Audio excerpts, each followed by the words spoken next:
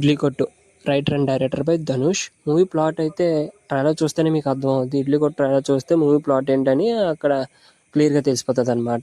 ఇంక ఇడ్లీ కొట్టు ఎలా ఉందని చెప్పాలంటే, ఇంకా నేను ఇడ్లీ కొట్టు టైప్లో చెప్తా. ఇడ్లీ బాగుంది, సాంబార్లో అయ్యో కొన్ని అదే సంథింగ్ ఏదో మిస్ అయింది అన్నట్టుగా. ఇప్పుడు ఇడ్లీ గురించి మాట్లాడుకుందాం. ఇడ్లీ నుంచి చిన్నప్పుడు క్యారెక్టర్ నుంచి అయితే స్టార్ట్ అవుతుంది.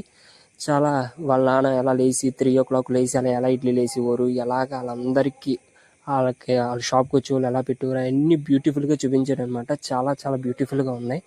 తర్వాత ధనుష్ కూడా సంవత్సరాలు అవుతాయి. ధనుష్ కూడా వాళ్ళకి కూడా ఆ వయసులో డ్రీమ్ అనేది ఉంటుంది కదా, నేను పెద్ద పెద్ద కాల్లో ఉండాలి, ఇదే బిల్డింగ్లో ఉండాలనుకుంటలేదు, ఇది ఇంట్లో ఉండాలనుకుంటలేదు అని చెప్పి అలా సిటీకి వెళ్ళిపోతాడు.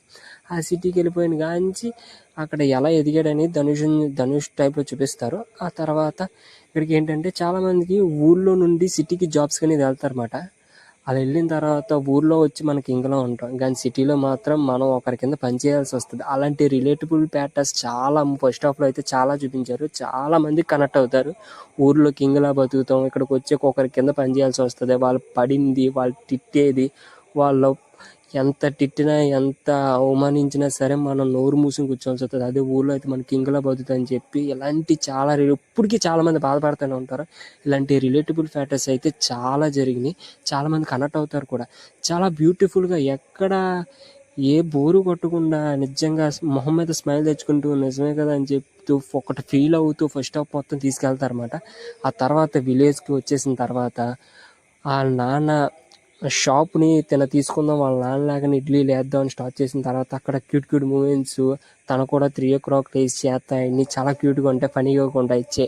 అతను చేయలేకపోవటం, అవి నేర్చుకోవటం, అన్ని విషయాల్లో అవన్నీ చాలా కామెడీగా చూపించారు. చాలా చాలా బాగుంది. చూసినంతసేపు స్మైల్ తెప్పించేలా ఉండి ఆఖరికి దాంట్లో సక్సెస్ అవుతాడు. అలాగే ఇంకా ఇంటర్వెల్కి వచ్చేస్తుంది అనమాట.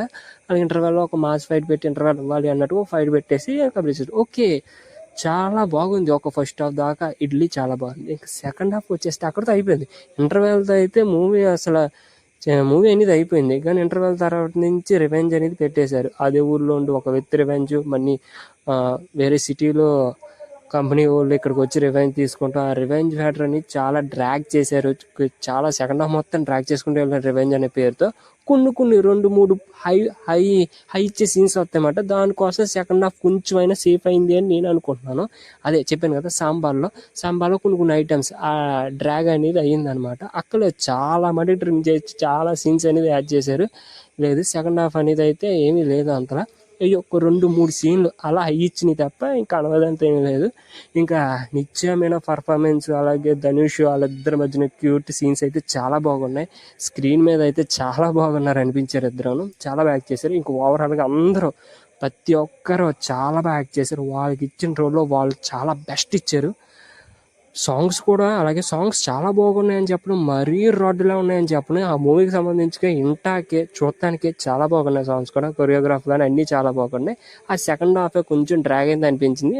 జస్ట్ ఆ 2-3 హైలైట్ సీన్స్తో సెకండ్ హాఫ్ ఓకే పర్లేదు అనిపించేలాగా సంథింగ్ ఏదో మిస్ అయింది, కానీ బాగానే ఉంది అన్నట్టుగా ఉంది. ఇంకా క్లైమాక్స్కి వచ్చే లోపలికి మామూలుగానే ఓకేగా పూజ చేసి